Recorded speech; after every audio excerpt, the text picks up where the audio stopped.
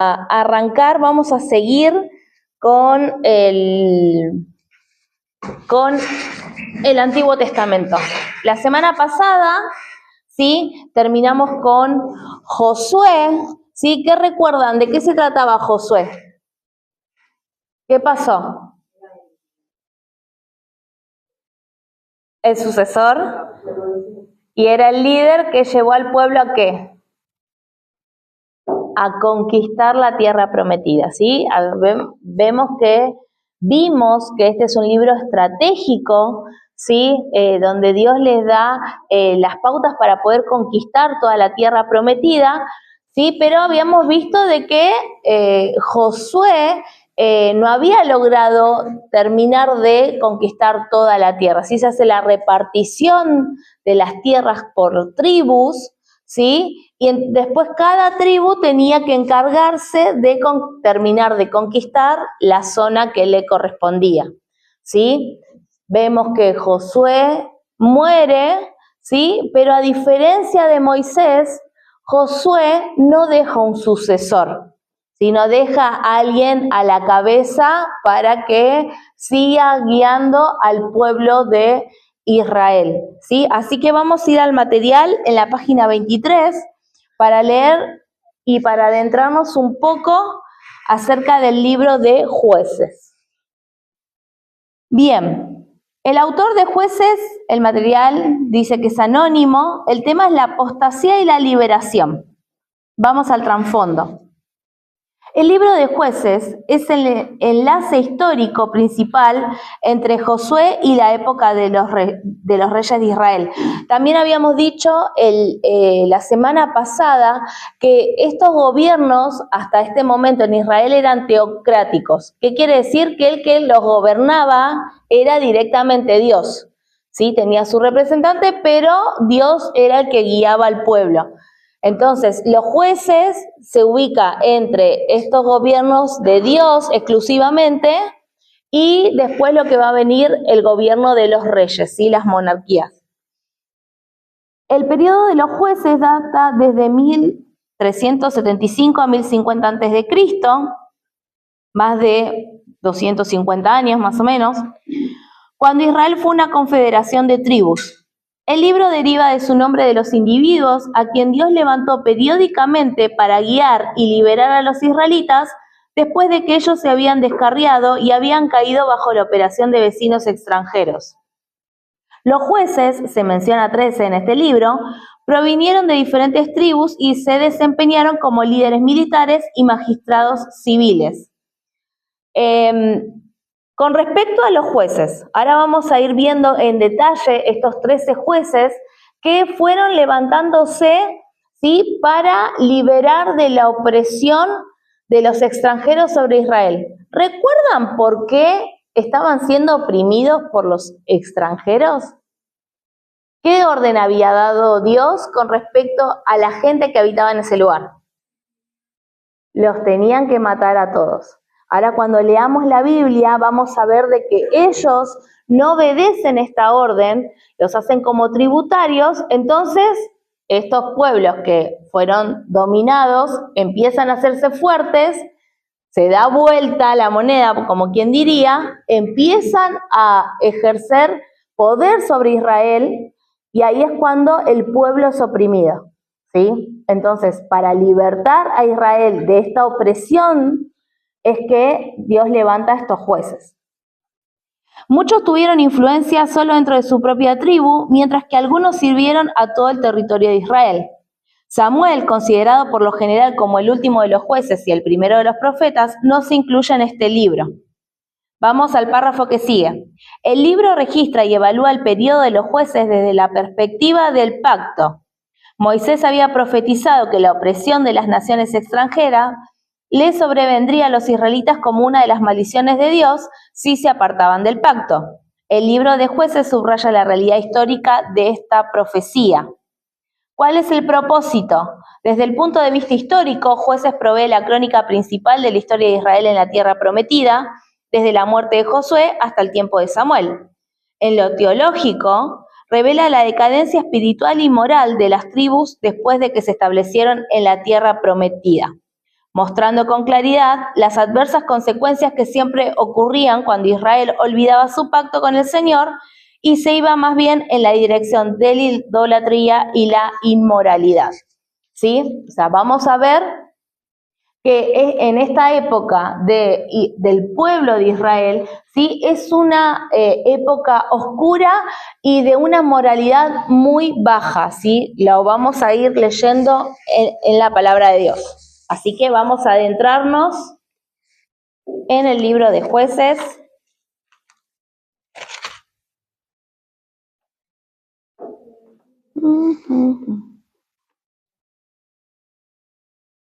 Jueces 1:1. Aconteció después de la muerte de Josué, que los hijos de Israel consultaron a Jehová diciendo, ¿quién nosotros subirá primero a pelear contra los cananeos? Y Jehová respondió, Judá subirá, he aquí que yo he entregado la tierra en sus manos. Y Judá dijo a Simeón su hermano, sube conmigo al territorio que me ha adjudicado y peleemos contra el cananeo, y yo también iré contigo al suyo, y Simeón fue con él. ¿Qué está pasando? Siguen conquistando la tierra prometida. Entonces consultan a Jehová, el que debe ir a conquistar es Judá junto con la otra tribu que es Simeón. Dios le da la victoria, ¿sí? a estas tribus y lo siguen conquistando. Vamos a ir un poquito más adelante, al versículo 17. Y fue Judá con su hermano Simeón y derrotaron al cananeo que habitaba en Cefat y la asolaron y pusieron por nombre a la ciudad Horma. Tomó también Judá a Gaza con su territorio, Ascalón con su territorio y Ecrón con su territorio. Y Jehová estaba con Judá, quien arrojó a los de las montañas, mas no pudo arrojar a los que habitaban en los llanos, los cuales tenían carros errados. 21. Mas al jebuseo que habitaba en Jerusalén no lo arrojaron los hijos de Benjamín, y el jebuseo habitó con los hijos de Benjamín en Jerusalén hasta hoy. 27. Versículo 27. Tampoco Manasés arrojó a los de Bet-Seán, ni a los de sus aldeas, ni a los de Tanac y sus aldeas, ni a los de Dor y sus aldeas, ni a los habitantes de Ibleam y sus aldeas, ni a los que habitaban en Megiddo y en sus aldeas, y el cananeo persistía en habitar en aquella tierra. Pero cuando Israel se sintió fuerte, hizo al cananeo tributario, mas no lo arrojó. ¿Sí? No le pagaban como un tributo a los cananeos por dejarlos con vida, ¿sí? Entonces, ¿qué consecuencia va a traer esto? Que los cananeos no es que se iban a convertir al Dios de Israel, sino que ellos iban a continuar con sus costumbres, con su religión, y esto es lo que produce el pecado y la contaminación de la idolatría en el pueblo de Israel. ¿Sí? Es como lo que decimos ahora del yugo desigual, que a veces decimos, no, yo lo voy a convertir, yo lo voy a traer a la iglesia, pero hay un riesgo, ¿no? Porque esa persona puede contaminarme o hacerme cambiar de opinión a mí, ¿sí? Por eso el Señor nos advierte a que tengamos cuidado. Y bueno, y vemos más tribus, Efraín, Zabulón, Aser, Neftalí, ¿sí? Que ellos tampoco eliminaron ni echaron a la gente que habitaba en esas tierras. Y dice el versículo 34, los amorreos acusaron a los hijos de Dan hasta el monte y no los dejaron descender a los llanos. Y el amorreo persistió en habitar en el monte de Eres, de Ajalón y en Salmín. Pero cuando la casa de José cobró fuerzas, lo hizo tributario, o sea, lo mismo. No los hacen pagar para vivir, ¿sí? Pero ahí es donde la contaminación empieza. ¿Qué dice el capítulo 2?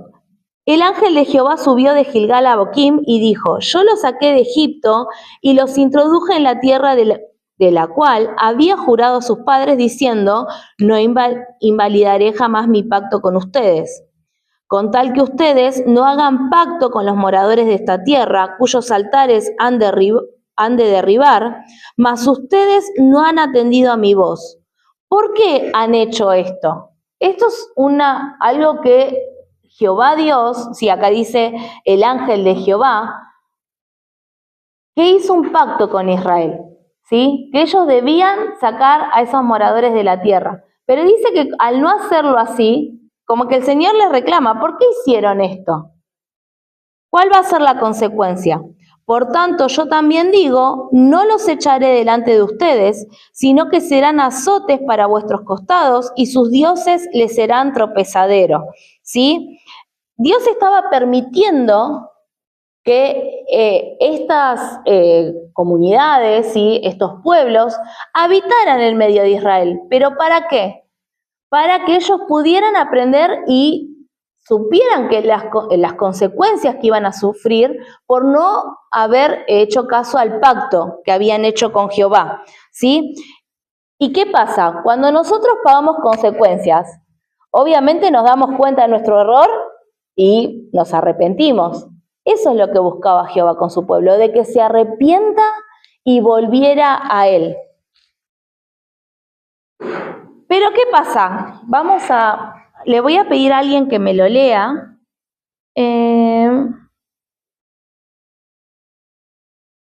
2, versículo 8. ¿Alguien si lo puede leer, por favor? ¿Alguien con voz fuerte? Y por el siervo de Jehová, siendo de 10 años, y lo sepultaron en la heredad en Másera, en el monte de Efraín, al norte del monte de Gad. No, seguí porque acaba para explicar esto. Por favor. Y se levantó después de ellos otra generación que no conocía a Jehová, y la obra que él había hecho por Israel. ¿Vimos? Sí. Después los hijos de Israel hicieron lo malo ante los ojos de Jehová y sirvieron a los Baales. Dejaron a Jehová, el Dios de sus padres, que los había sacado de la tierra de Egipto, y se fueron tras otros dioses, los dioses de los pueblos que estaban en sus alrededores, a los cuales adoraron y provocaron a ira y a Jehová. Y dejaron a Jehová y adoraron a Baal y a Astarot, y se encendió contra Israel el furor de Jehová, el cual los entregó en manos de los robadores, que los despojaron y los vendió en manos de los enemigos de alrededor. Y no pudieron ya hacer frente a sus enemigos. Por donde quiera que salían, la mano de Jehová estaba contra ellos para mal, como Jehová había dicho, y como Jehová se lo había jurado, y tuvieron gran aflicción. Y Jehová levantó jueces, que los librasen de la mano de los despojados. Pero tampoco oyeron a sus jueces, sino que fueron las dioses ajenos, a los cuales adoraron, se apartaron pronto del camino que anduvieron sus padres, obedeciendo a los mandamientos de Jehová. Ellos no hicieron así. Cuando Jehová levantaba jueces, Jehová estaba por el pueblo, lo libraba de la mano de los enemigos todo el tiempo de aquel juez, porque Jehová era movido a misericordia por sus gemidos a causa de los que los oprimían y afligían. Más acontecía que al morir el juez, ellos volvían atrás y se corrompían más de sus padres, siguiendo a dioses ajenos para servirles, inclinándose delante de ellos, y no se apartaban de sus obras, sino de sus obstinados caminos. Hasta ahí. Bien. ¿Qué nos está explicando? Bueno. ¿Qué nos está explicando la palabra de Dios? Lo que se llama el círculo vicioso. Vamos a ver, mientras vamos leyendo y aprendiendo un poco acerca de los jueces, ¿sí? De ¿qué hacía Israel? Israel iba detrás de los dioses, ¿sí? Vamos a escuchar mucho nombrar a Baal, a Astarot, ¿sí? Que eran dioses filisteos, cananeos, ¿sí? Ellos lo adoptaban como sus dioses. Entonces Israel era un pueblo idólatra que se apartaba o dejaba a Jehová, ¿sí? ¿Esto qué traía? Obviamente traía consecuencias, ¿sí? Porque era un pecado. ¿Cuál era uno de los 10 mandamientos? ¿Sí? No tendrás dioses ajenos y no te harás imágenes, ¿sí?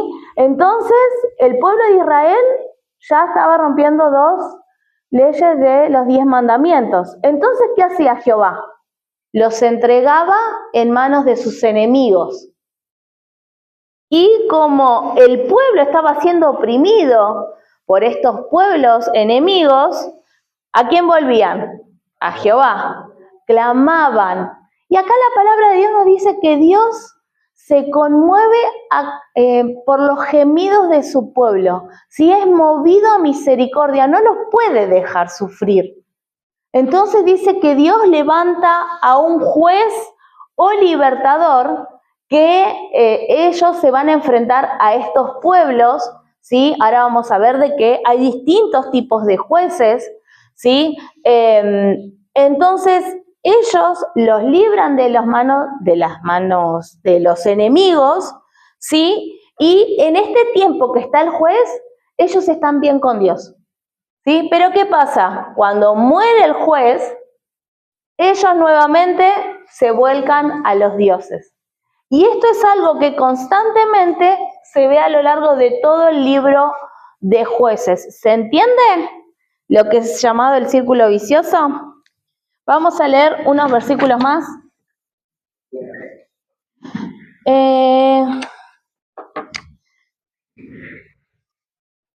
Dice el 2:20. Y la ira de Jehová se encendió contra Israel y dijo: por cuanto este pueblo traspasa mi pacto que ordené a sus padres y no obedece a mi voz, tampoco yo volveré más a arrojar de delante de ellos a ninguna de las naciones que dejó Josué cuando murió, para probar con ellas a Israel si procurarían o no seguir el camino de Jehová, andando en él como lo siguieron sus padres. Por esto dejó Jehová aquellas naciones sin arrojarlas de una vez y no las entregó en manos de Josué. Entonces acá vemos el por qué en la época de Josué no se terminó la conquista, ¿sí? Dios deseaba probar a su pueblo para ver si ellos iban a validar el pacto con Jehová. Y vemos que no, ¿sí? Pero siempre Dios es movido a misericordia. Continuamos un poquito más. En el 3:4. Y fueron para probar con ellos Israel, para saber si obedecerían a los mandamientos de Jehová que él había dado a sus padres por mano de Moisés. Así los hijos de Israel habitaban entre los cananeos, seteos, amorreos, fereceos, heveos y jebuseos, y tomaron de sus hijas por mujeres y dieron sus hijas a los hijos de ellos y sirvieron a sus dioses.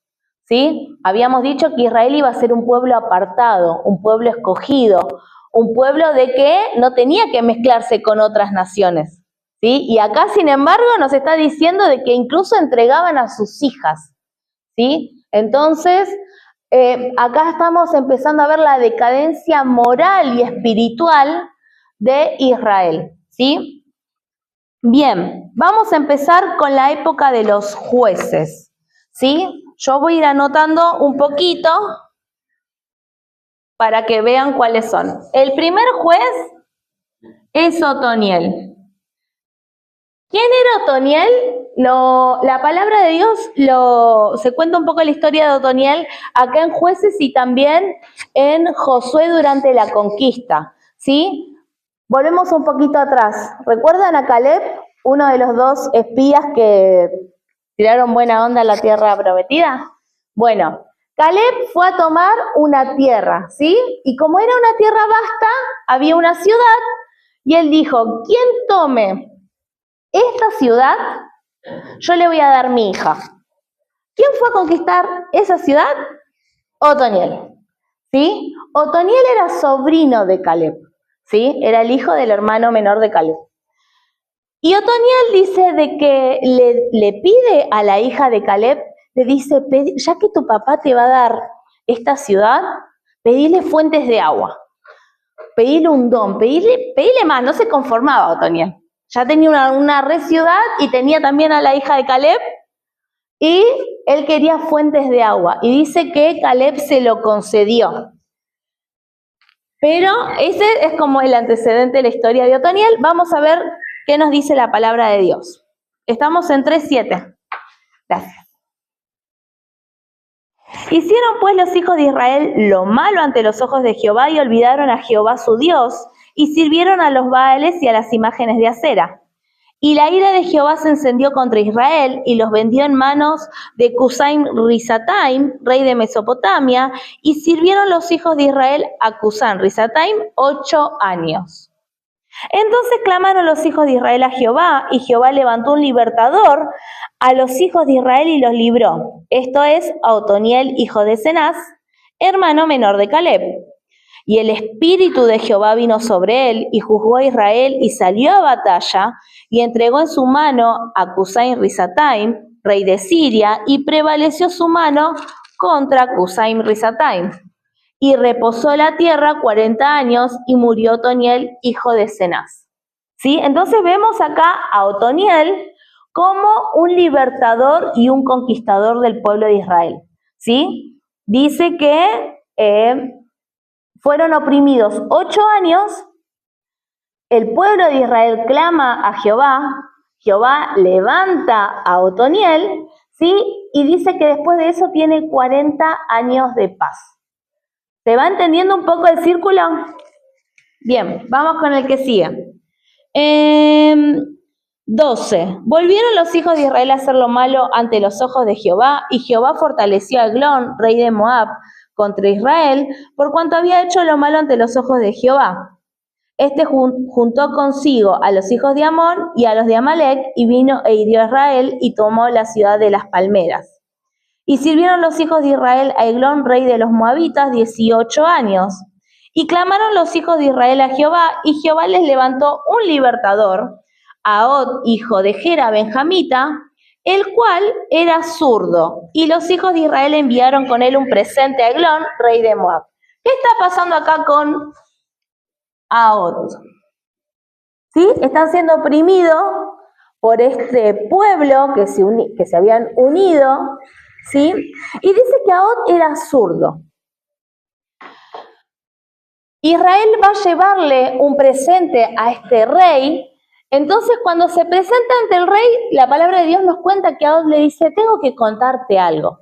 Bueno, no me digas nada acá, vamos a un lugar más privado, ¿sí? Entonces dice de que a Od se le acerca, en el versículo 20, mira que lo que dice: y se le acercó a Od estando él sentado solo en su sala de verano, y a Od dijo: tengo palabra de Dios para ti. Él entonces se levantó de la silla. Esto acá, cuando habla de su sala de verano, está hablando de que estaba en un toilet, estaba en el baño, ¿sí? Y ahora vamos a ver por qué. 21. Entonces alargó a Od su mano izquierda y tomó el puñal de su lado derecho y se lo metió por el vientre, de tal manera que la empuñadura entró también tras la hoja, y la gordura cubrió la hoja, porque no sacó el puñal de su vientre, y salió el estiércol. ¿Sí? O sea, mató al rey. Le dijo: te trajo un regalito, te tengo algo que contar de parte de Dios. Se apartaron, le clavó el puñal, salió todo para afuera. Entonces dice de que Od deja al rey ahí en su sala de verano, cierra las puertas y se va. Y que pasó un tiempo y dice: el rey no sale, el rey no sale. Cuando entran, ya estaba muerto, ¿sí? Entonces Od aprovecha a escapar, ¿sí? Y él hace una batalla contra los moabitas, y Jehová entrega a Moab en manos de Od, ¿sí? Entonces Od es otro juez que liberta a Israel de la opresión. Seguimos. El 31, ¿me puede leer alguien, por favor? Después de ello fue Samuel, hijo de Anás, el cual mató a 600 hombres y los consumió con una aguijada de oro, y él también salvó al hogar. Bien, ¿qué era una aguijada? Aguijada es un palo de madera con un extremo de hierro, ¿sí? Uno plano y otro curvo, ¿sí? Que servía para la agricultura. Dice que con esa aguijada él mató él solo a 600 hombres. O sea, estamos viendo una fuerza sobrenatural en estos jueces, ¿sí? Después vamos a ver más adelante que la palabra de Dios nos describe que el Espíritu de Dios, ¿sí? Posa sobre estos jueces. Muy bien, vamos con el próximo juez. Débora. La palabra de Dios nos dice que nuevamente el pueblo de Israel, sí, estaba siendo oprimido por el rey Jabín, sí, que era rey de Canaán, y tenía como un líder de ejército que se llamaba Sísara.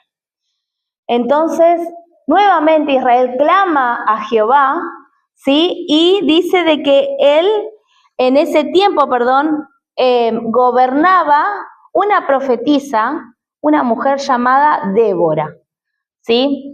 Dice que Débora se sentaba debajo de unas palmeras y que el pueblo recurrentemente iba a ella para consultar temas, ¿sí? Era como una mujer sabia que aconsejaba. Entonces dice de que Débora manda a llamar a Barak, ¿sí? Y le dice, ¿cuándo vas a cumplir la orden que Dios te dio de libertar a su pueblo? O sea, ¿quién era el que se tenía que levantar como juez? Leyendo la palabra de Dios. Barak, porque Dios la mandó a Barak a libertar, ¿sí? Y vamos a ver qué responde Barak. Versículo 8. Barak le respondió, si tú fueres conmigo, yo iré, pero si no fueres conmigo, no iré. Ella dijo, iré contigo, mas no será tuya la gloria de la jornada que emprendes, porque en manos de una mujer venderá Jehová a Sísara. Sísara era el capitán del rey Jabín, ¿sí? Hay más personajes en esta historia. Y levantándose Débora fue con Barak a Cedes, ¿sí? Entonces dice de que ellos van a enfrentarse en batalla, ¿sí? Con Sísara, ¿sí? Dice de que Sísara reunió muchos carros, era un ejército bastante poderoso, 900 carros errados, y veamos qué pasa en el versículo 14. Entonces Débora dijo a Barak, levántate, porque este es el día en que Jehová ha entregado a Sísara en tus manos. ¿No ha salido Jehová delante de ti? Y Barak descendió del monte de Tabor, y 10,000 hombres en pos de él. Y Jehová quebrantó a Sísara, a todos sus carros y a todo su ejército, a filo de espada delante de Barak, y Sísara descendió del carro y huyó a pie. ¿Sí? ¿Qué está pasando? Jehová los entrega, Sísara baja del carro y sale huyendo. Dice de que él va a la tienda, ¿sí? De Eberseneo, ¿sí? Que Eberseneo era una israelita, pero que estaba del lado del rey Jabín, digamos, de los cananeos. Entonces, Sísara va confiado a la tienda de este hombre y cuando llega lo recibe Jael. ¿Quién era Jael? La esposa de Eber, ¿sí? Entonces le dice Sísara, mirá, tengo sed, por favor, ¿me das agua? Y ella le dice, entra tranquilo, que yo te resguardo, pero en vez de darle agua, le da un vaso de leche. ¿Y vieron esa historia de los dibujitos que cuando le dan, o no sé si alguien toma leche antes de ir a dormir? Bueno, existe la teoría, no sé, a mí no me gusta la leche, de que si vos tomás la leche calentita antes de ir a acostarte te da sueño. Bueno, fue el caso de Sísara que se quedó dormido, entonces dice que Jael agarró una estaca, un mazo y se lo clavó en la sien. Entonces, Jael mata a Sísara, al capitán, ¿sí? Y como que termina de declarar la victoria. Llega después Barak y lo ve muerto en la tienda de Jael. Dice el 23, así abatió Dios aquel día Jabín, rey de Canaán, delante de los hijos de Israel. Y la mano de los hijos de Israel fue endureciéndose más y más contra Jabín, rey de Canaán, hasta que lo destruyeron. ¿Sí? Entonces, junto Barak con el consejo de Débora, ¿sí? Vieron que Barak parecía un poco cobarde, ¿no? Porque él tenía la orden de Dios para ir y destruir a este rey. Pero él dijo, no, acompáñame, si no, no voy. Es como que no terminaba de creer, ¿no? Pero sin embargo, Dios se glorificó y dio la victoria a Israel. En el capítulo número 5 hay un cántico, sí, una alabanza de victoria que lo escribió Débora, Y en el versículo 31 al final dice, y la tierra reposó 40 años. Vieron que pasamos rápido capítulo por capítulo, pero en realidad los tiempos de paz son extensos, 40 años, 80 años, ¿sí? Por eso el periodo de los... Ya te había puesto... Por eso el periodo de los jueces, sí, este libro tiene alrededor o más de 250 años, ¿sí? Bien, continuamos. Vamos a hablar acerca de Gedeón. ¿Escucharon hablar de Gedeón, no? ¿Alguno? Muy bien. La palabra de Dios nos vuelve a decir que Israel se aparta de Jehová y va tras los dioses, ¿sí? Y que estaban siendo atacados, angustiados por Madián, ¿sí? Los madianitas. Y era tanto cómo oprimían los madianitas a Israel que la tribu donde estaba Gedeón tenía que ir a vivir a las cuevas, ¿sí? Les robaban todo, les robaban el ganado, les robaban la comida. Y dice que por la noche Gedeón estaba separando el trigo, ¿sí? Para poder hacer pan, escondido. De noche lo tenía que hacer. ¿Por qué? Porque si no, si los madianitas se enteraban, dice que venían y le sacaban todo. Versículo 6. Estamos en el 6:6, Vane. De este modo empobrecía Israel en gran manera por causa de Madián, y los hijos de Israel clamaron a Jehová. Y cuando los hijos de Israel clamaron a Jehová a causa de los madianitas, Jehová envió a los hijos de Israel un varón profeta, el cual les dijo, así ha dicho Jehová Dios de Israel, yo los hice salir de Egipto y los saqué de la casa de servidumbre. Los libré de mano de los egipcios y de mano de todos los que los afligieron, a los cuales eché delante de ustedes y les di su tierra, y les dije, yo soy Jehová su Dios, no teman a los dioses de los amorreos en cuya tierra habitan, pero no han obedecido a mi voz. Y vino el ángel de Jehová y se sentó delante de la encina que está en Ofra, la cual era de Joas Abieserita, y su hijo Gedeón estaba sacudiendo el trigo en el lagar para esconderlo de los madianitas. ¿Sí? Entonces le dijo el ángel de Jehová, Jehová está contigo, varón esforzado y valiente. Y Gedeón le respondió, Señor mío, si Jehová está con nosotros, ¿por qué nos ha sobrevenido todo esto? ¿Y dónde están todas sus maravillas que nuestros padres nos han contado diciendo, ¿no nos sacó Jehová de Egipto? Y ahora Jehová nos ha desamparado y nos ha entregado en mano de los madianitas. ¿No suena como a reproche? ¿No? Como, ¿y dónde está? Está bien, Jehová nos va, pero ¿y dónde está? ¿Dónde están todas esas maravillas? No es como, nuevamente, de oídas, nos enteramos de oídas, pero ¿dónde vemos ese poder? Y mirándole Jehová le dijo, ve con esta tu fuerza y salvarás a Israel de la mano de los madianitas.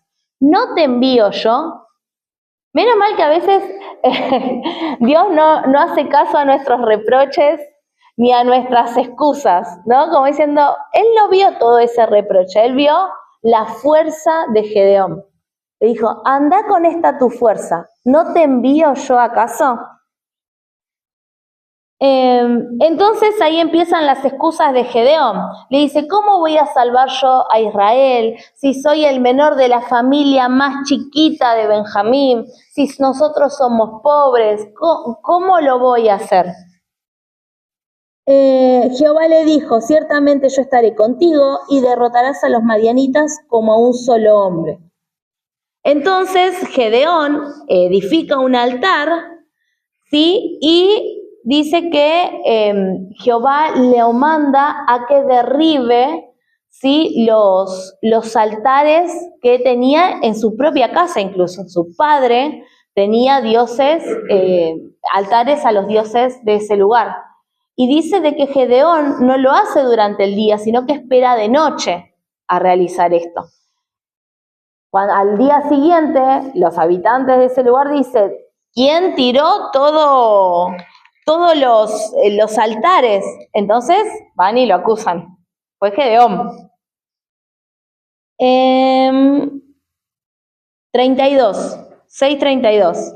Aquel día Gedeón fue llamado Jerobbaal, Esto es, contienda Baal contra él por cuanto derribó su altar.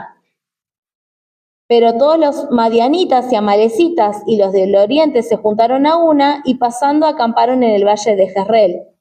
Entonces el espíritu de Jehová vino sobre Gedeón, y cuando éste tocó el cuerno, los abierecitas se reunieron con él.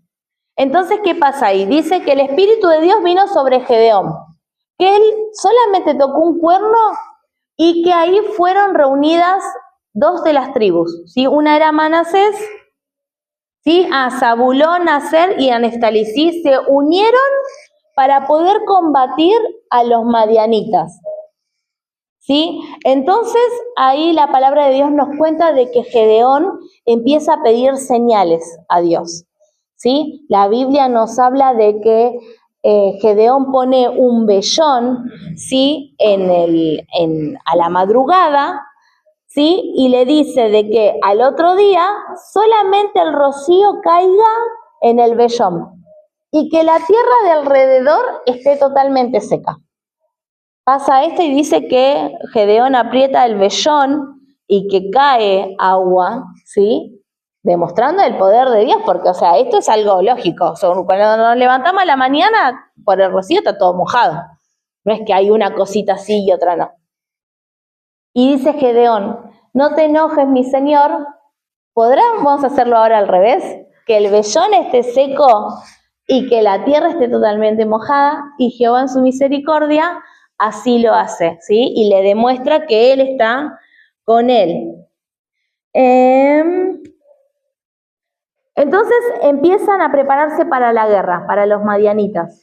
Jehová le dice a Gedeón, el pueblo que está ahora con vos para la batalla es mucho. Dice que había más de 10.000 hombres.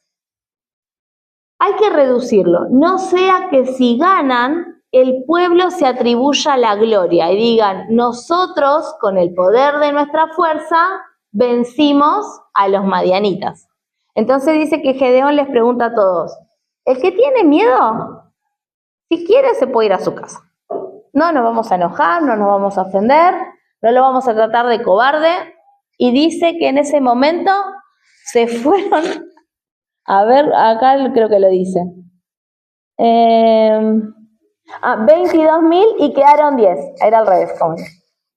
Eran más de 10.000, quedaron 10.000 después de este filtro, ¿sí?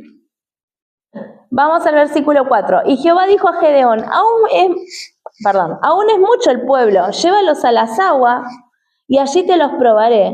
Y del que yo te diga, váyase contigo, irá contigo, más de cualquiera que yo te diga, no vaya contigo, el tal no irá. Entonces llevó el pueblo a las aguas, y Jehová dijo a Gedeón, cualquiera que lamiere las aguas con su lengua como lame el perro, aquel pondrás aparte, asimismo cualquiera que se dobla de sobre sus rodillas para beber.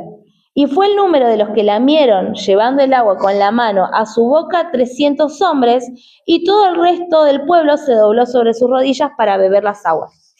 Esto investigué un poquito de que es como una actitud de guerra, ¿no? Si no, yo estoy en guerra.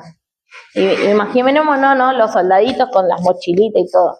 Si uno va a tomar agua, va a estar atento, ¿no? Como que no venga el enemigo. Entonces dice de que aquellos que agarraban con la mano y tomaban, así como dice, como si fuese un perro, yo tomaría de un sorbo, ¿no? Esos tenían que quedarse.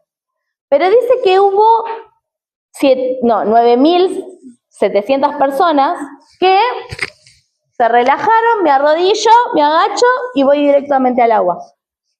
Todas esas personas quedaron descartadas, ¿sí? Solamente los que agarraban con su mano y bebían, esos eran los que podían permanecer. Y dice que solamente 300 personas formaban parte del ejército junto con Gedeón. Y podríamos pensar humanamente, es una gran desventaja. O sea, no vamos muy bien. Pero ¿qué dice Jehová? Versículo 7. Entonces Jehová dijo a Gedeón, con estos 300 hombres que lamieron el agua los salvaré, y entregaré a los madianitas en tus manos, y váyase toda la demás gente, cada uno a su hogar. Bien, Seguimos un poquito más la historia, ¿sí? Dice de que hay como una señal, un sueño, ¿sí? De que uno de los del campamento enemigo ven rodar como un pedazo de pan que derribaba al ejército. Dice que van como espías al campamento madianita y que escuchan, ¿sí? De que el pueblo de Madián ya estaba atemorizado y se realiza una estrategia. Dice que Gedeón, por las indicaciones de Dios, divide a los 300 en 3, de a 100 personas, ¿sí? Que tenían en una mano una trompeta y del otro lado una tea. ¿Qué es una tea? Es como una especie de antorcha, ¿sí? Entonces, como para iluminar. ¿Qué querían hacer con esto? Querían simular que el ejército era numeroso, ¿sí? Y con las trompetas, al hacer el ruido, ¿sí? Que eran como poderosas. Vieron que a veces el ruido asusta un poco. Entonces, dice que el pueblo de Madián se asustó. Y mira lo que dice el 22. Y los 300 tocaban las trompetas, y Jehová puso la espada de cada uno contra su compañero en todo el campamento. Y el ejército huyó hasta Betzita en dirección a Serera y hasta la frontera de Abel Meola en Tabat. Bien, ¿qué hace Jehová? Confunde al campamento enemigo y dice que se empiezan a matar entre ellos, ¿sí? Y que así ellos vencen a Madián. Vamos a continuar un poquito hacia adelante, un poquito más. Vamos al versículo 22. ¿Alguien lo quiere leer, por favor? Anecita. Sí. No, estamos en el 8 ya. Es que ya estamos volando así, vamos en el avión mirando el Antiguo Testamento desde arriba. Sí. No, genial. Después de eso los israelitas hicieron acción. Vemos que tú y tus descendientes nos gobiernan, porque los has salvado de los ¿Hasta dónde era? Sí. Yo digo. Respondió, ni mi hijo ni yo los gobernaremos. Quien los va a gobernar es Dios. Pero una sola cosa les pido, que cada uno me entregue los anillos de la capital. Y es que los madianitas, como otra gente que vivía en el desierto, usaban anillos de oro. Así que los israelitas les respondieron, con mucho gusto, aquí están. Y tendieron en el piso una capa donde cada uno echó un anillo de los que habían capturado. El oro de los anillos se recibió quedó pesado casi 19 kilos. Además le entregaron adornos, joyas, joyas finas que usaban los reyes madianitas, los collares de sus camellos. Con todo ese oro, Gedeón hizo una estatua y la colocó en Ofra, su ciudad. Todos los israelitas les fueron infieles a Dios, porque iban a adorar esa estatua. Aún para Gedeón y su familia, la estatua resultó ser una trampa. Así hasta ahí. Bueno, voy a leer la versión que tengo. En el versículo 27, y Gedeón hizo de ellos un efod, el cual hizo guardar en su ciudad de Ofra, y todo Israel se prostituyó tras de ese efod en aquel lugar, y fue tropezadero a Gedeón y a su casa. Lo tienen como efod, ¿no? ¿Recuerdan lo que era un efod cuando vimos las vestiduras sacerdotales? Sí, es como una especie de delantal que usaba el sumo sacerdote. No nos explica muy bien la Biblia qué quiso hacer Gedeón con eso, por ahí quería tener un recuerdo, ¿sí? de la gran batalla que habían tenido, del gran milagro de Jehová. El tema es que Israel lo tomó como un dios, ¿sí? Dice que se prostituyó, engañó al Señor con esa prenda. O sea, miren cómo estaba el pueblo de Israel en su decadencia moral y espiritual, de tomar una prenda y adorarla y darle la gloria de la victoria, ¿sí? Y dice que fue tropezadero para Gedeón. O sea, en vez de ser de Gedeón quedar como un héroe de la fe, por decirlo de alguna forma, como un siervo de Jehová, no, nos olvidamos de Gedeón, fue la vestidura, ¿sí? Y dice de que reposó la tierra 40 años en los días de Gedeón, ¿sí? Y que Gedeón tuvo muchos hijos, ¿sí? 70 hijos tuvo Gedeón porque él tuvo muchas mujeres, ¿sí? Y dice que Gedeón murió en buena vejez. Y vamos al 34, el 33. Pero aconteció que cuando murió Gedeón, los hijos de Israel volvieron a prostituirse, yendo tras los Baales, y escogieron por Dios a Baal Berit. Y no se acordaron los hijos de Israel de Jehová su Dios, y los había librado de todos sus enemigos en derredor. Ni se mostraron agradecidos con la casa de Jerobaal, el cual es Gedeón, conforme a todo el bien que él había hecho a Israel. ¿Sí? Israel se olvidó de lo que hizo Gedeón, se olvidó de Jehová y volvió tras los dioses. ¿Sí? Una decadencia total, ¿no? Pero bueno, a veces como humanos nosotros también somos así, ¿no? Dios hace grandes cosas en nuestras vidas, prometemos grandes promesas al Señor de servicio, de intimidad, de pasar tiempo con Él, y a veces no somos muy decididos en nuestras decisiones. Y que Dios nos dé la fortaleza, la convicción para poder cumplir lo que prometemos a Él, ¿sí? Porque vendríamos a ser un poco como Israel. Bien, la Biblia nos cuenta en el capítulo 9 que estaba Abimelech, que es uno de los hijos de Gedeón, el cual, cuando muere su padre, él quiere gobernar a Israel. ¿Sí? Recordemos que no había reyes, pero bueno, ya que papá hizo esto, yo que soy el hijo podría gobernarlos a todos. Pero, ¿qué pasa? No era el único hijo, tenía 69 hermanitos más. ¿Qué hace Abimelech? Mata a todos los hermanitos, menos a Jotam, que era el menor, porque se había escondido, ¿sí? Pero, ¿qué pasa con esto? Abimelech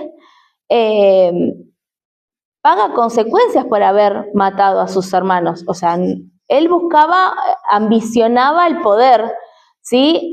Y nuevamente se ve la decadencia moral, ¿sí? De asesinar a toda su familia. Continuamos más adelante. Vamos con el próximo juez. ¿Alguien puede leer el 10 del 1 al 5? Por favor. Acá está, Débora. Yo la leo, pero tengo mucha versión. Por fin. Después de Abimelech se levantó para librar a Israel sola, hija de Joab, hijo de Dodo, varón de Isaacar, el cual habitaba en Jardín en el monte de Israel. Y fue a Israel 23 años y murió como sepultado en Israel. Tras él se levantó Jair Galadita, el cual ocupó a Israel de 10 años. Este tuvo 30 hijos que trabajaban sobre 30 años. Tenían 30 ciudades que llamaban las ciudades de Ashao, las cuales están en la tierra de Moab. Y murió Jair y fue sepultado en Moab. Bien, acá vemos jueces, sí que la Biblia los menciona, que hicieron cositas, o sea, no fueron grandes batallas, pero que sirvieron de jueces igual a Israel. Bien, ¿se entendió hasta ahora? ¿Se va entendiendo lo del círculo vicioso? Queda claro, ¿verdad? Bien, vamos con el próximo juez, que es Jefté. Beto, ¿podrás leer, por favor, del 6 al 8? Por favor. Pero los hijos de Israel volvieron a hacer lo malo ante los ojos de Jehová, y sirvieron a los Baal y a Astarot, a los dioses de Siria, a los dioses de Sidón y a los dioses de Moab, a los dioses de los hijos de Amón y a los dioses de los filisteos, y dejaron a Jehová y no le sirvieron. Y se encendió la ira de Jehová contra Israel, y los entregó en manos de los filisteos y en manos de los hijos de Amón, los cuales oprimieron y quebrantaron a los hijos de Israel en aquel tiempo 18 años, a todos los hijos de Israel que estaban al otro lado del Jordán, en la tierra del amorreo que está en Galaad. El 10, por favor. Y los hijos de Amón, perdón, 10. Sí, el 10. Entonces los hijos de Israel clamaron a Jehová diciendo: nosotros hemos pecado contra ti, porque hemos dejado a nuestro Dios y sirviendo a los Baales. Y Jehová respondió a los hijos de Israel: ¿no habéis sido oprimidos de Egipto, de los amorreos, de los amonitas y de los filisteos, de los de Sidón, de Amalek y de Moab? Y Maón, perdón. Y clamando a mí, no os libre de sus manos. A vosotros me habéis dejado y habéis servido a dioses ajenos, por tanto yo no os libraré más. Andad y clamad a los dioses porque habéis elegido, y os libré ellos en el tiempo de vuestra aflicción. Y los hijos de Israel respondieron a Jehová: hemos pecado. Haz tú contra nosotros como bien te parezca. Solo te rogamos que nos libres de este día. Y quitaron de entre sí los dioses ajenos y sirvieron a Jehová. Y él fue angustiado a causa de la aflicción de Israel. Entonces se juntaron... Hasta ahí. Bueno, vemos ahora como un diálogo que hay entre Jehová y el pueblo, ¿no? Que Jehová le dice, bueno, ahora que los libre los dioses a los cuales ustedes estuvieron siguiendo. Y ellos, no, por favor, líbranos de este día, te necesitamos. Y ellos quitaron los dioses, y dice, y sirvieron a Jehová, y él fue angustiado a causa de la aflicción de Israel. Un Dios que a pesar de que su pueblo quebrantó el pacto, él no los olvidaba. Él los seguía viendo como ese pueblo apartado, ese pueblo que iban a ser de sacerdotes, que iban a llevar la salvación a todo el mundo. Todavía no sabíamos cómo, pero que a través de Israel todas las familias de la tierra iban a ser bendecidas, ¿sí? Entonces vemos a un Dios de amor. Y dice de que se juntaron, ¿sí? Porque venían todos los enemigos contra Israel, y dice de que llamen a Jefté. Jefté, estoy en el capítulo 11 ya, dice que es esforzado y valeroso, pero acá tira el antecedente, ¿no? La palabra de Dios. Era hijo de una mujer ramera y el padre de Jefté era Galaad, ¿sí? Entonces dice de que era como un hijo no legítimo, Jefté.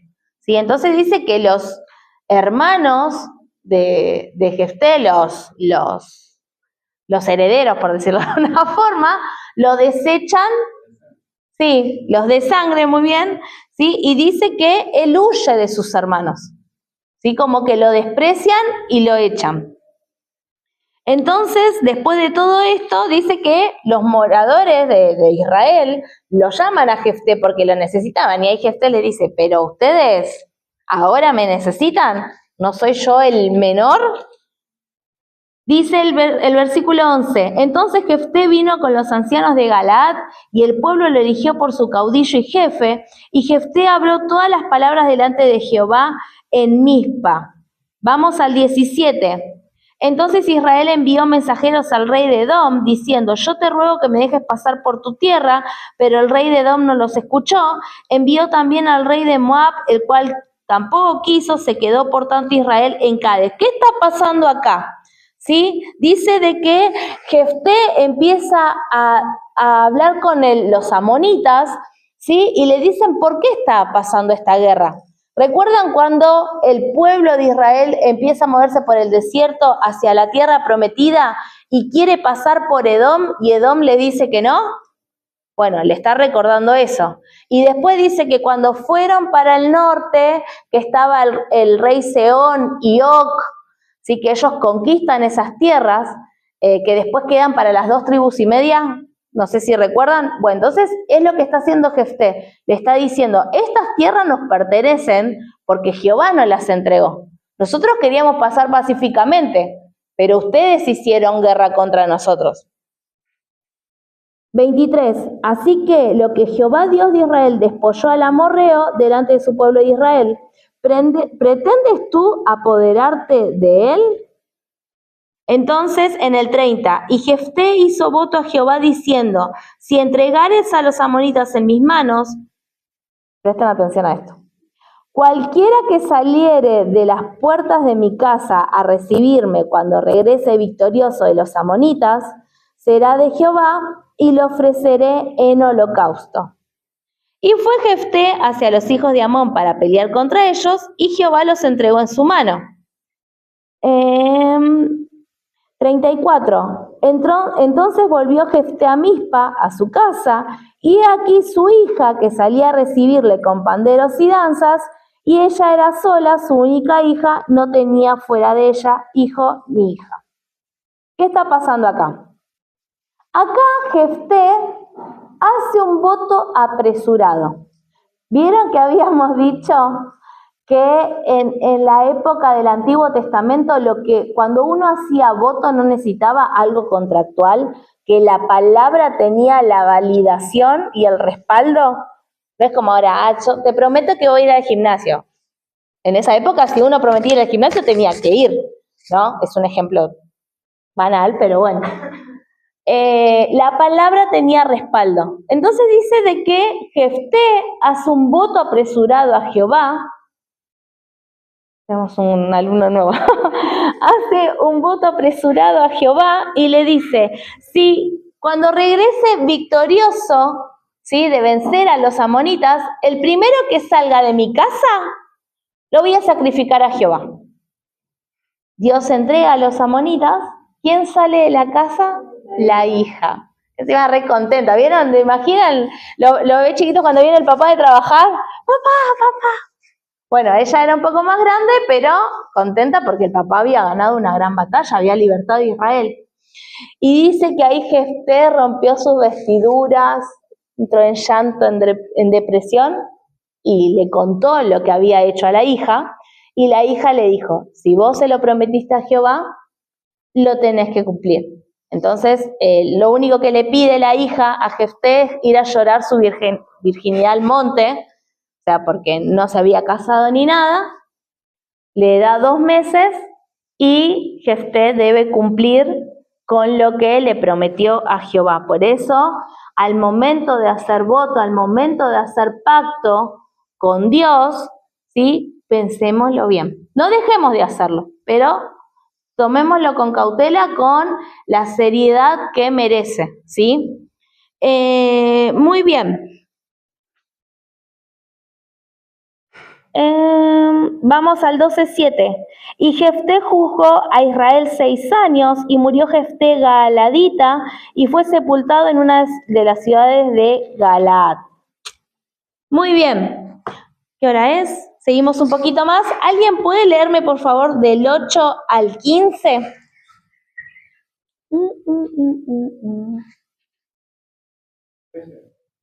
No, 12 del 8 al 15, que nombra otros jueces más. Después de él jugó Israel Isma de Ariel, el cual tuvo 30 hijos y 30 hijas, las cuales casó afuera, y tomó de fuera 30 hijas para sus hijos. Fue Israel 7 años. Murió Isam, fue sepultado por él. Después de él jugó Israel Elón, Zabulonita, el cual jugó Israel 10 años. Murió Elón, Zabulonita, y fue sepultado en la canoa de la isla. Después de él jugó Israel Abdón, hijo de Bien, y Atonita. Este tuvo 40 hijos y 30 nietos, y cabalgaban por el de Rafa, como Israel 8 años. Y murió Abdón, hijo de Bien, y Atonita, y fue sepultado en Pilatón. Bien, la Biblia menciona a estos otros jueces.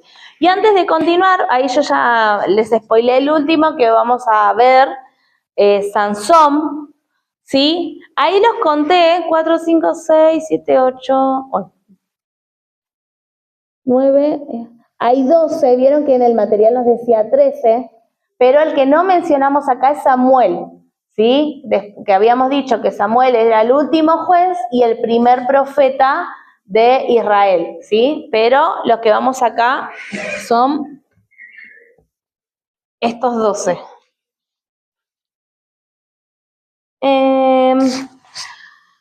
Algo para mencionar antes de ir al recreo. Los jueces de Israel. ¿Se ve ahí? Podían ser Jael, que era la que le clavó la estaca en la sien. Salvadores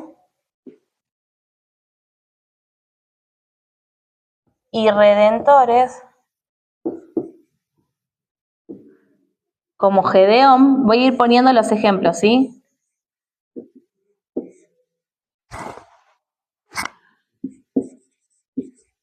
Que este no. Ahora lo ven. Terrible el viento. Mediadores y administradores, que era Tolá,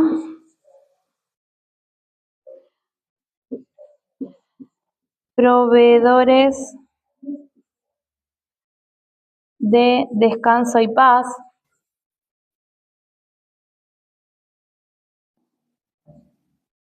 como Aot y Jair,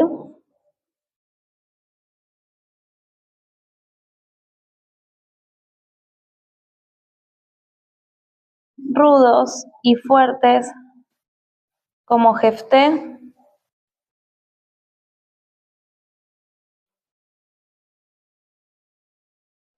sigo acá. Vamos a ver. Famosos y poderosos, como Sansón.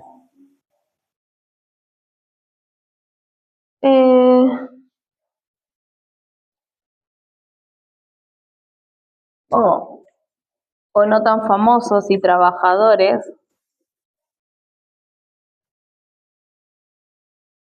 como Elón y Abdón.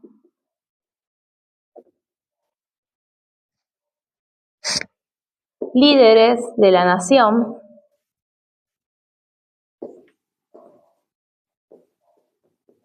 como Otoniel y Débora.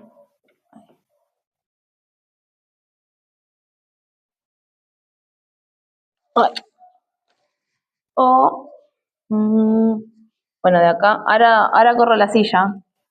O un héroes locales como Samgar,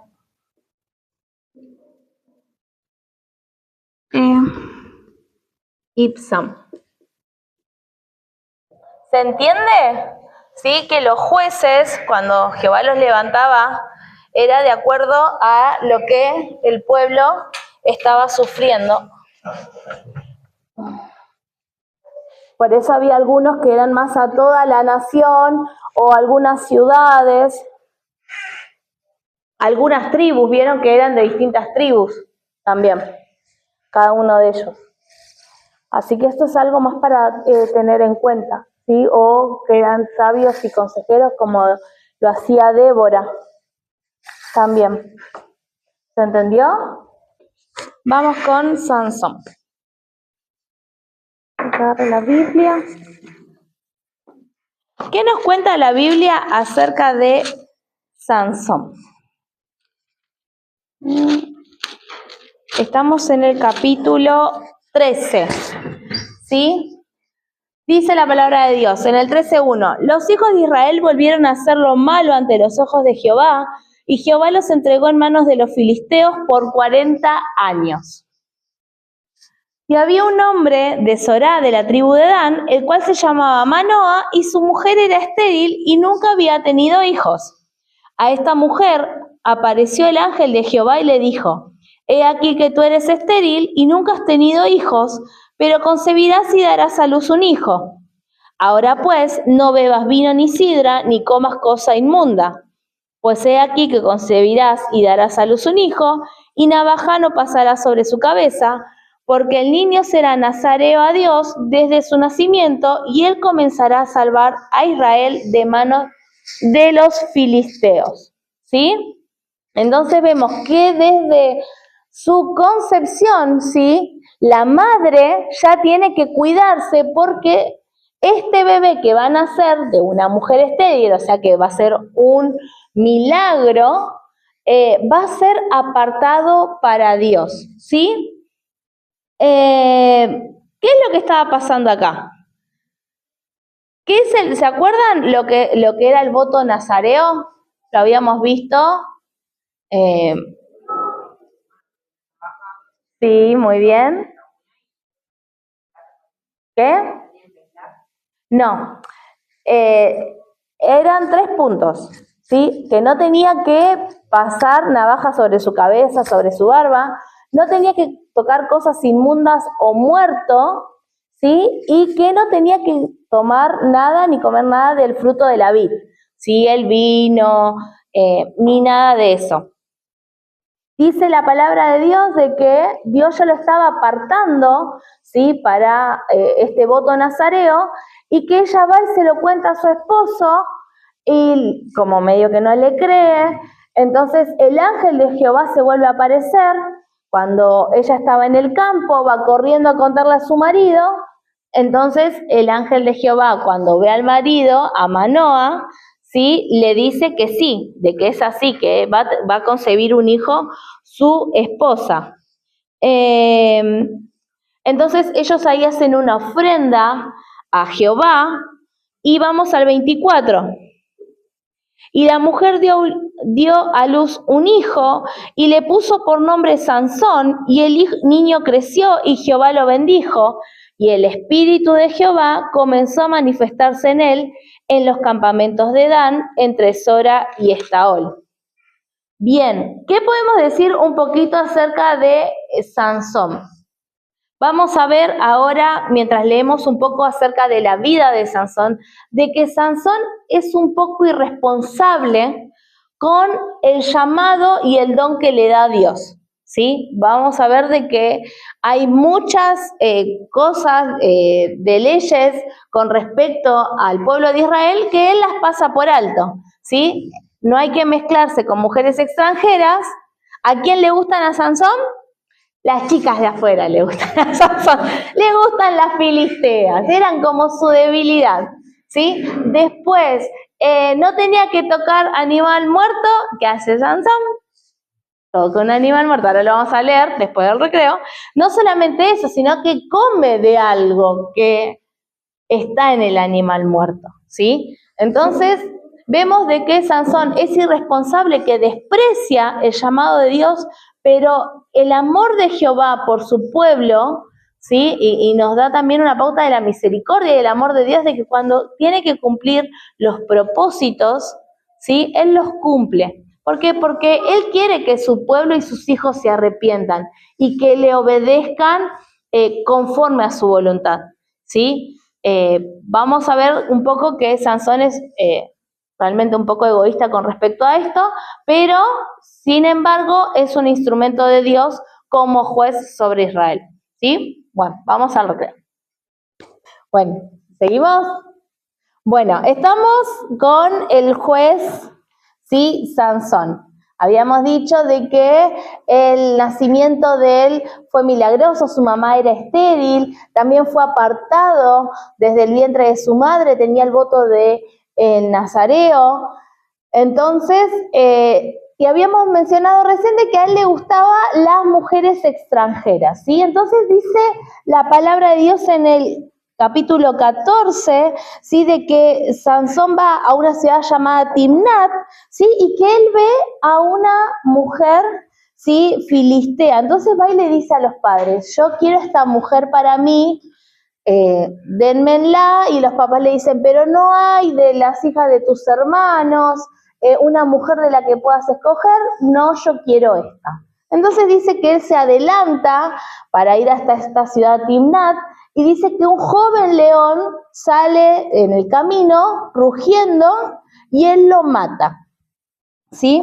Y él no le habla de esto a su padre ni a su madre, ¿sí? Entonces dice de que se encuentra con esta mujer en esta ciudad y a ella le agradó, ¿sí? Entonces él a los días vuelve para tomarla como esposa y pasa por el lugar donde estaba el león. ¿Sí? El león, el cadáver del león. Y dice que dentro del león había un panal de abejas. Y que él va y agarra de ese panal y lo come. Que habíamos dicho que el que tenía el voto de Nazareo no podía tocar cosa inmunda ni muerta. Y él no solamente toca, sino que también come. ¿Sí? Entonces dice que estaban en la fiesta, en las festividades de la boda, ¿sí? Y él propone un acertijo. Entonces dice, si ustedes adivinan el acertijo, yo les voy a dar muchos vestidos, ¿no? Como para animar la fiesta. Y dice el versículo 14. Entonces les dijo, del devorador salió comida y del fuerte salió dulzura. ¿Sí? Entonces ellos no entendían nada, qué es lo que quiere decir este enigma, este acertijo, y dicen que empiezan a molestar a la mujer de Sansón. ¿Sí? Dice, decinos, convence a tu marido que te diga de qué es el acertijo, que nos querés dejar a todos pobres. Si vos no nos decís qué significa, te vamos a quemar a vos y a tu familia. Entonces, claro, la chica está muerta de la angustia, dice que le llora a Sansón una semana hasta que Sansón le declara, ¿sí? ¿Qué cosa? En el 18 está. ¿Qué cosa más dulce que la miel y qué cosa más fuerte que el león? Le responden ellos porque se lo había dicho la chica, ¿no? Y dice Sansón, claro, ustedes lo saben porque le estuvieron manipulando e insistiéndole a mi esposa. ¿Sí? Entonces, veamos lo que dice el 19. Y el espíritu de Jehová vino sobre él y descendió a Ascalón y mató a 30 hombres de ellos, y tomando sus despojos dio las mudas de vestidos a los que habían explicado el enigma, y encendido en enojo se volvió a la casa de su padre. Y la mujer de Sansón fue dada a su compañero, al cual él había tratado como un amigo. ¿Sí? Sansón se enojó y se fue de la fiesta. Entonces, ¿qué pasa con la esposa? Es dada a otro hombre. ¿Sí? El capítulo que sigue dice de que Sansón vuelve al tiempo con un presente para la esposa y ahí se entera que la esposa no es su esposa, que fue dada a otro hombre. Y que el padre de ella le dice, bueno, pero yo tengo a la hermana menor que es más hermosa, pero Sansón no la quiere. Entonces dice de que él se va a vengar, que ata zorras de la cola, ¿sí? Con teas, vieron que habíamos dicho que la tea era como una especie de antorcha, entonces las libera al campo y prende todo quema, la mies, el trigo de los filisteos. Entonces van para buscarlo, van a Sansón a buscarlo para matarlo, ¿sí? Y Sansón se venga y mata a muchos, y encima dice que los filisteos quemaron a la esposa de Sansón y al padre, en venganza por lo que Sansón había hecho. O sea, miren todo, venganza, muerte, el lenguaje del libro sí es muy violento y muy explícito también.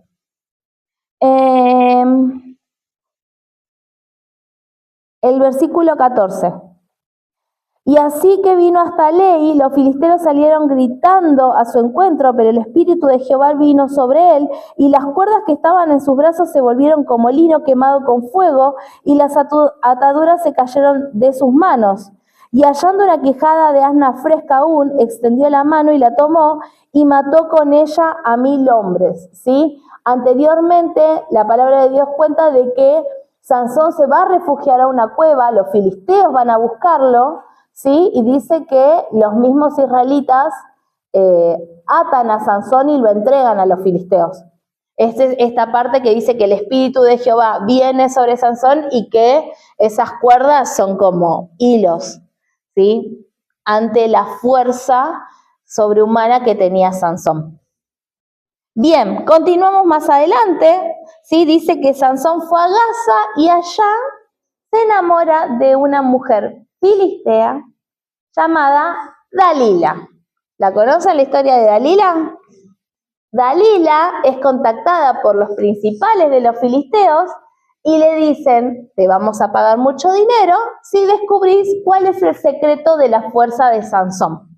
¿Sí? Entonces, Dalila, igual que la otra esposa de Sansón, lo atosigaba, dale, decime cuál es el secreto de tu fuerza, ¿ves que no me amás? ¿Ves que no me querés, que no me contás tu secreto? Y dice que Sansón la engaña 3 veces, diciéndole otros métodos o de dónde provenía su fuerza. Entonces dice que Dalila llamaba a los filisteos y que cuando venían los filisteos para él era como nada, ¿sí? Los destruía fácilmente. Entonces Dalila lo seguía atormentando, lo atormentaba. Miren lo que dice en el versículo 15, capítulo 16, versículo 15. Y ella le dijo, ¿cómo dices yo te amo cuando tu corazón no está conmigo? Ya me has engañado 3 veces y no me has descubierto aún en qué consiste tu gran fuerza. Y aconteció que presionándole ella cada día con sus palabras e importunándole, su alma fue reducida a mortal angustia. Las mujeres no provocamos esas cosas a nuestros maridos, ¿no? ¿Qué le hiciste, güey? Si alguien se siente tocada, chicas, oremos. No, pero bueno, hay ejemplos de que los hombres también sufren angustia, ¿sí? Le descubrió pues todo su corazón y le dijo, nunca mi cabeza llegó navaja, porque soy nazareo de Dios desde el vientre de mi madre. Si fuere rapado, mi fuerza se apartará de mí y me debilitaré y seré como todos los hombres. Entonces Dalila ahí ve que él realmente le está diciendo la verdad, hace que Sansón se duerma sobre sus rodillas, manda a alguien que le corte el cabello, ¿sí? Y manda a llamar a los filisteos. Y le dice, Sansón, Sansón, ahí vienen los filisteos, y él se levanta pensándole que los van a vencer como lo estaba haciendo anteriormente, ¿sí? Y miren lo que dice el 20. Y le dijo, Sansón, los filisteos sobre ti. Y luego que despertó él de su sueño, le dijo, esta vez saldré como las otras y me escaparé. Pero él no sabía que Jehová ya se había apartado de él. Mas los filisteos le echaron mano y le sacaron los ojos, y le llevaron a Gaza, y lo ataron con cadenas para que moliese en la cárcel. Y el cabello de su cabeza comenzó a crecer después de que fue rapado. Antes de continuar, vamos nuevamente al versículo 20, donde dice de que Sansón no se había dado cuenta de que el Espíritu de Jehová se había apartado de él. ¿Sí? Es algo para tener mucho cuidado, para estar atentos a nuestra vida espiritual, ¿sí? Cuando tomamos las cosas de Dios como si fuese, ay, bueno, miento un poquito, o miento reiteradas veces, total, después pido perdón, ¿sí? Y esa mentira después se convierte en algún acto mucho mayor, como robar, nadie me vio, nadie se va a dar cuenta, Dios me va a perdonar, no lo hago con mala intención. Y así cada vez más grande, y nosotros creemos de que tenemos siempre comprado el perdón de Dios. Dios es un Dios misericordioso, pero habíamos hablado algo acerca del carácter de Jehová, de que Él es un Dios justo, ¿sí? Dios es un Dios justo y las consecuencias hay que pagarlas, así como sean buenas como sean malas.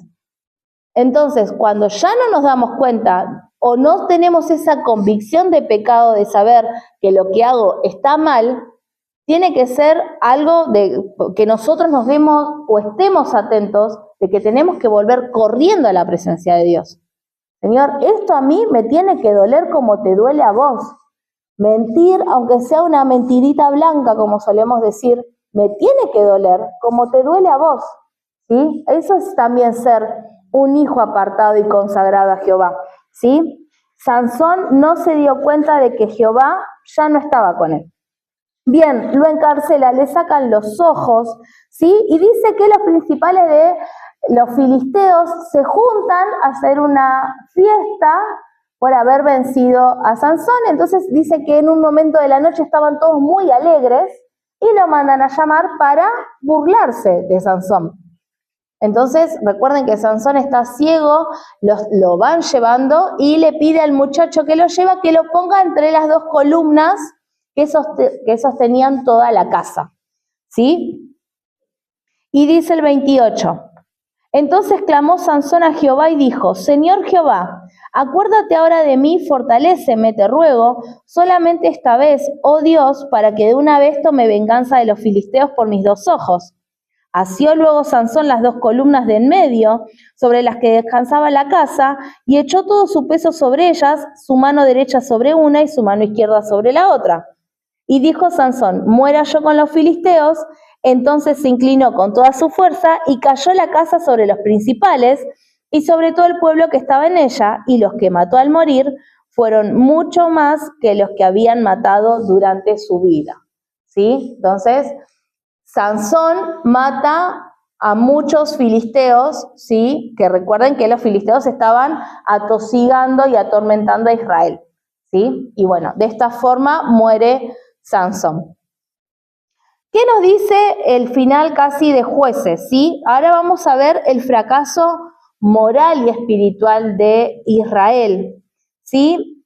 Nos cuenta en el capítulo 17 la palabra de Dios de que había un hombre que se llamaba Micaía de la tribu de Dan, ¿sí? De que él tiene un poco de oro de su madre, la madre se lo da, que la madre había pensado que había sido robado, ¿sí? Él lo tenía guardado y dice que se hace una estatua, ¿sí? Y de que de esa estatua, ¿sí? Él la puso como una imagen de fundición y la pone en su casa para adorarla. Y miren lo que dice el 5. Y este hombre Micaía tuvo casa de dioses e hizo efod y terafines y consagró a uno de sus hijos para que fuera su sacerdote. ¿Qué dice la palabra de Dios? ¿Qué habíamos aprendido? ¿Quién eran los únicos que podían ser sacerdotes? ¿Los de qué tribu? Los de Leví, ¿sí? Y este hombre era de la tribu de Dan, ¿sí? O sea, de que estamos viendo una confusión en esta persona, en Micaía, de que él agarra y se hace una talla y dice, bueno, me voy a hacer una iglesia en mi casa, y bueno, vos, uno de mis hijos, sos el pastor, ¿sí? Entonces, ya vemos que hay una especie de confusión. Y dice el versículo 6, en aquellos días no había rey en Israel, cada uno hacía lo que bien le parecía. Y dice en el 7, y había un joven de Belén de Judá, de la tribu de Judá, el cual era levita y forastero allí. ¿Qué pasa con este levita? Dice que este levita no tenía para comer y que no tenía dónde quedarse, entonces que iba de un lugar a otro, ¿sí? ¿Qué habíamos dicho de los levitas?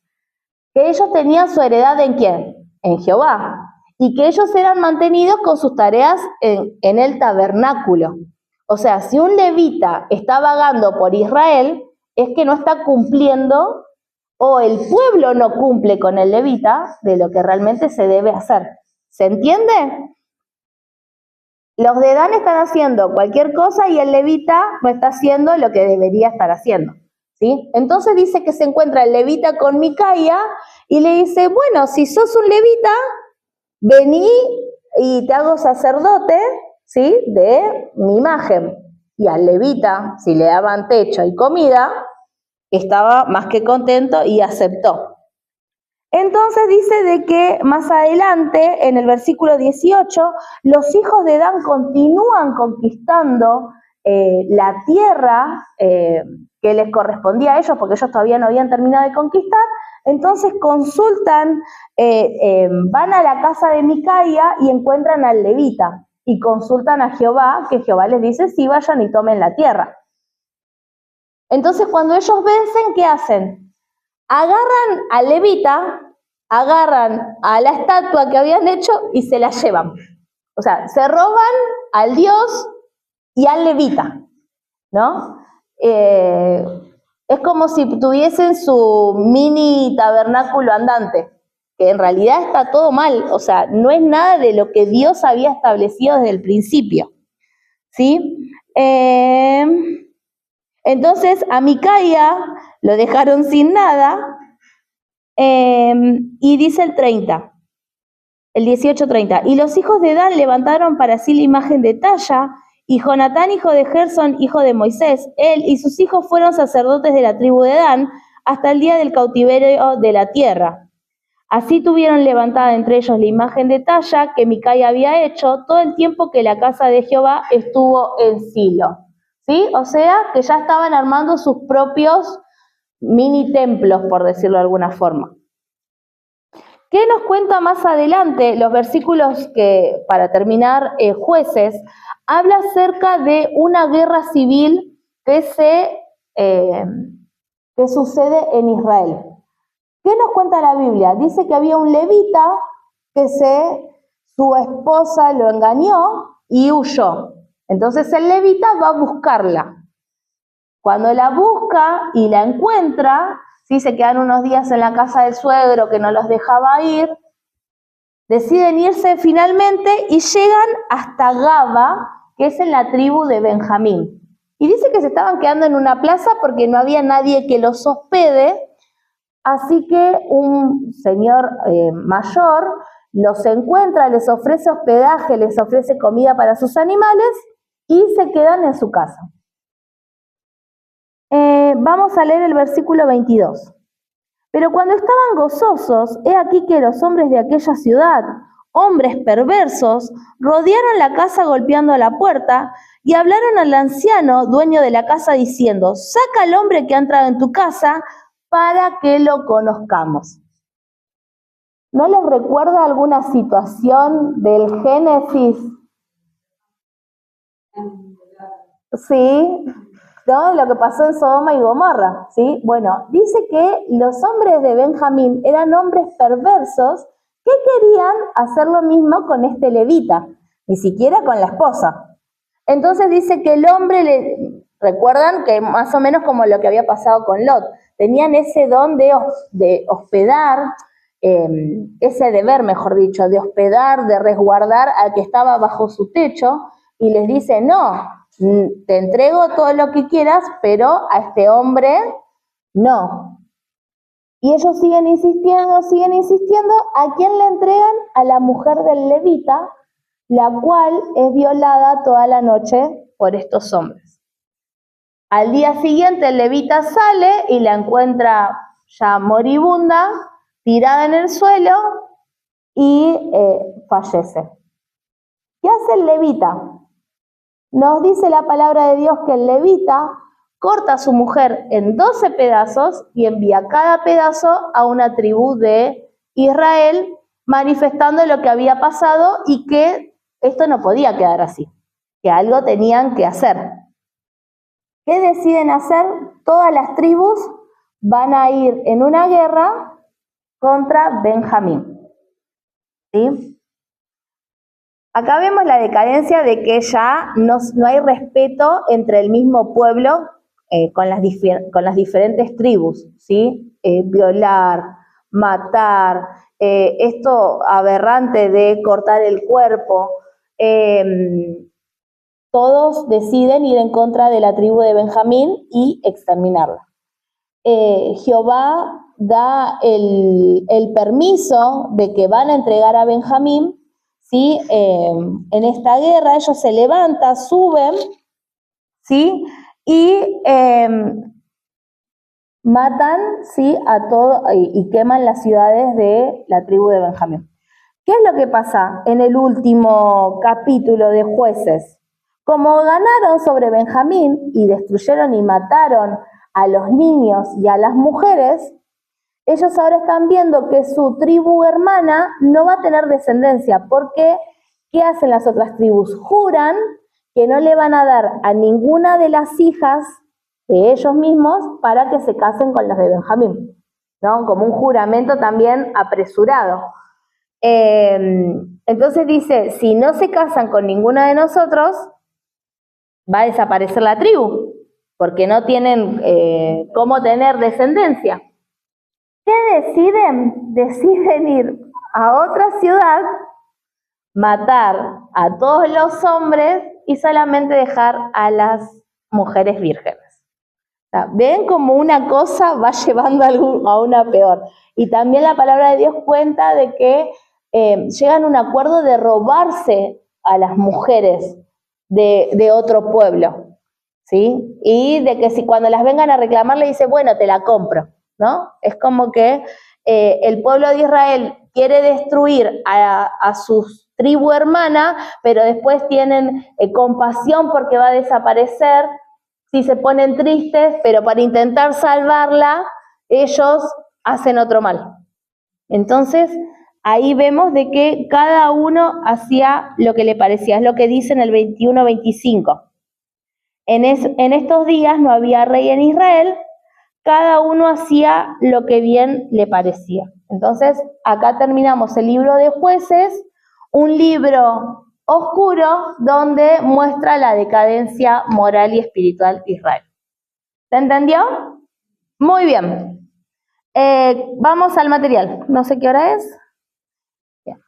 En un ratito vemos Ruth.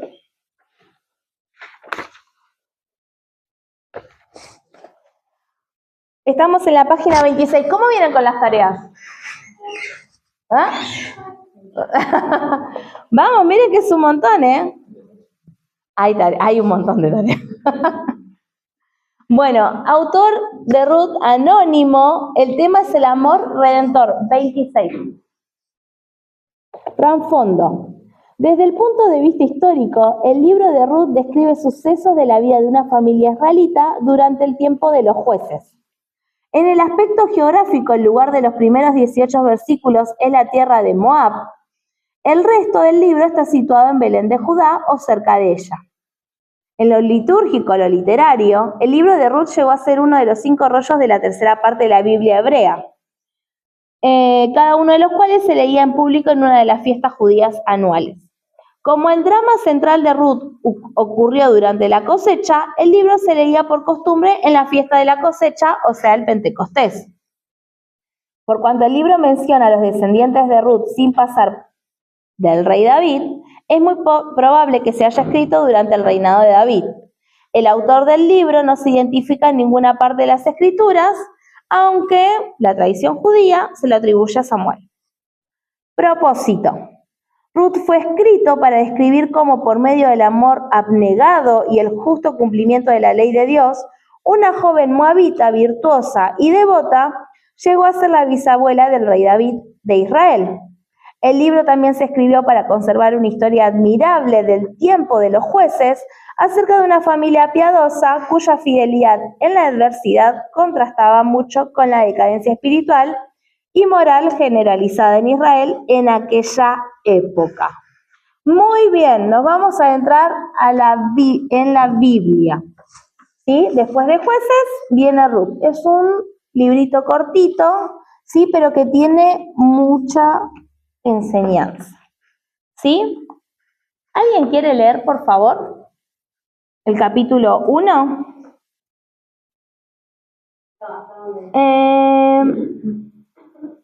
Hasta el 5, por favor. Aconteció en los días que gobernaban los jueces que hubo hambre en la tierra.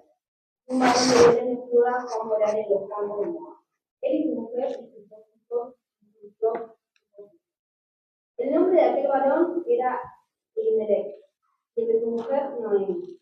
Los nombres de sus hijos eran Aarón y Dios de Belén de Judá. Llegaron pues a los campos de Moab y criaron allí. Murió Elimelech, marido de Noemi, y quedó ella con sus hijos, los cuales tomaron para sus mujeres moabitas. El nombre de una era Orfa, y el nombre de la otra Ruth. Y vivieron allí unos 10 años. Y murieron también los 2, Aarón y Elión, quedando así la mujer desamparada. Bien, ¿qué nos cuenta la palabra de Dios? Que una familia, si se traslada a Moab, una familia con sus 2 hijos, a causa del hambre, ¿sí? En la época de los jueces, parece que hubo una época de hambre, ellos se trasladan a Moab. Cuando llegan a Moab, estos 2 hijos se casan con mujeres moabitas, ¿sí?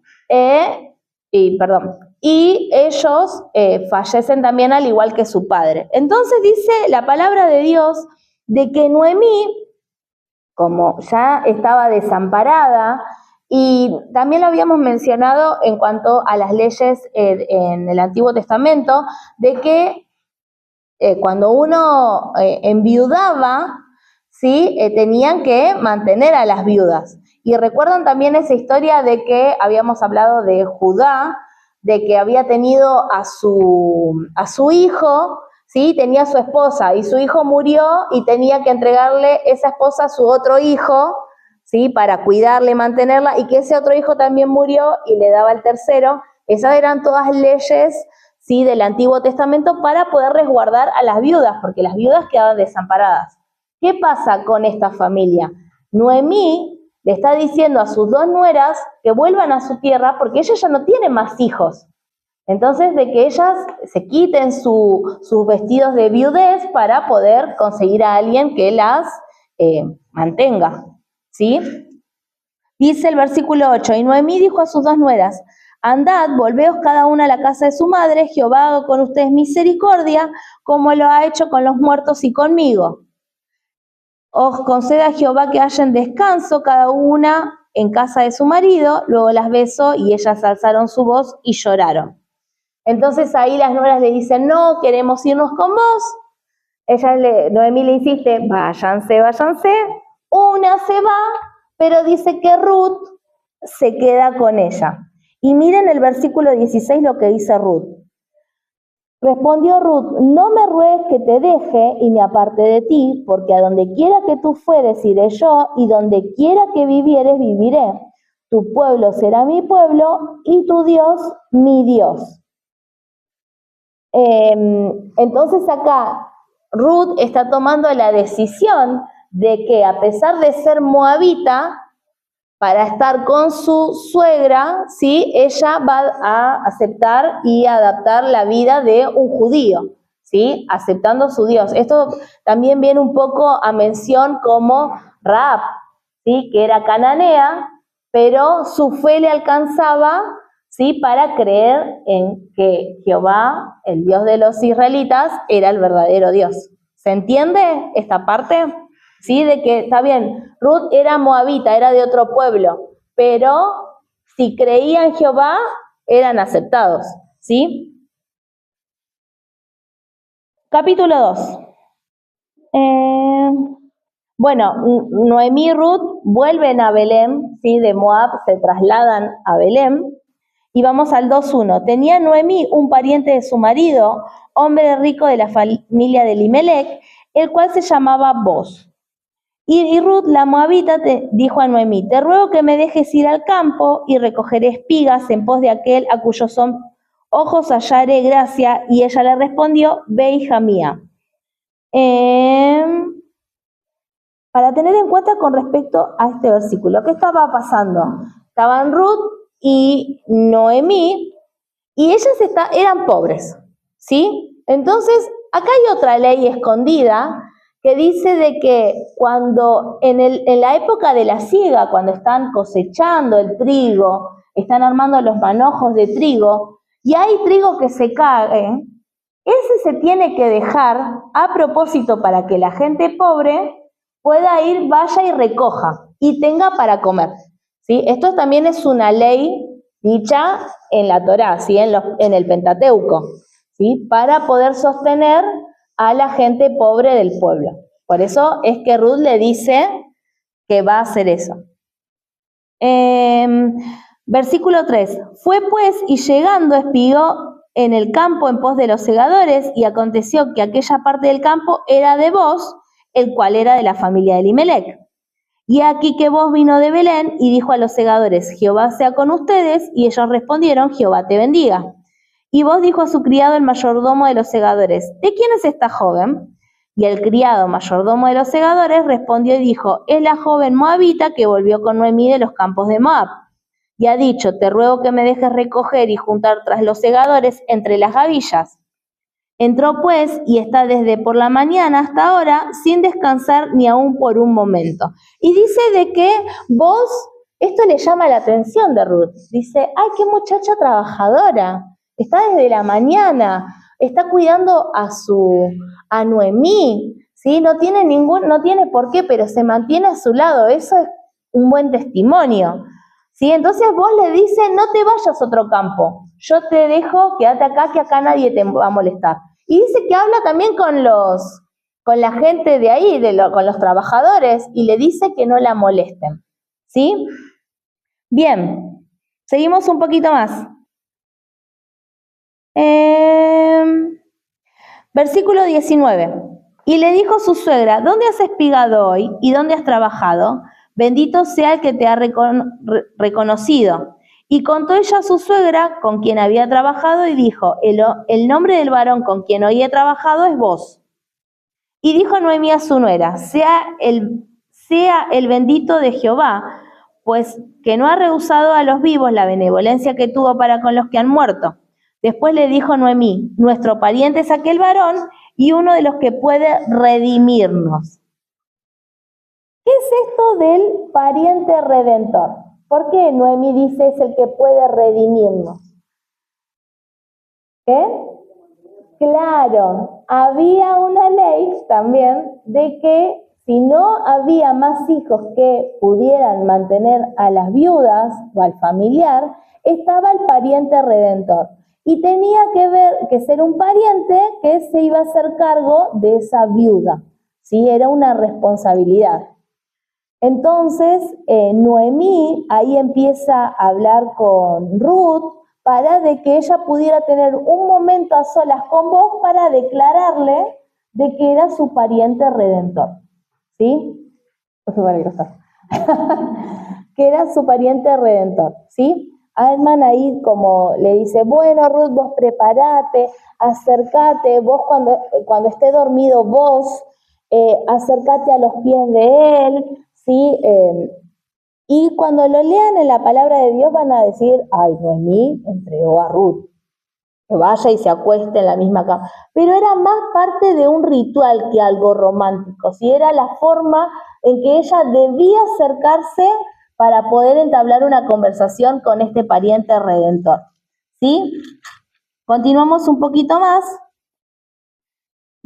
Entonces Ruth se acerca a vos, le dice de que es el pariente redentor y dice el versículo 11, 3:11. Ahora pues no temas, hija mía, yo haré contigo lo que tú digas, pues toda la gente de mi pueblo sabe que eres mujer virtuosa. Y ahora, aunque es cierto que yo soy pariente cercano, con todo esto hay pariente más cercano que yo. Chao. ¿A vos le gustaba un poco Ruth? Dicen Ruth, bueno, conocemos a vos, es el pariente redentor, pero ¿qué dice vos? Hay alguien antes que yo.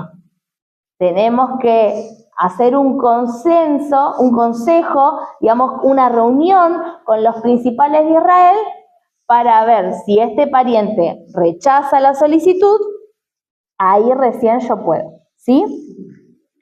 Y vamos al capítulo 4.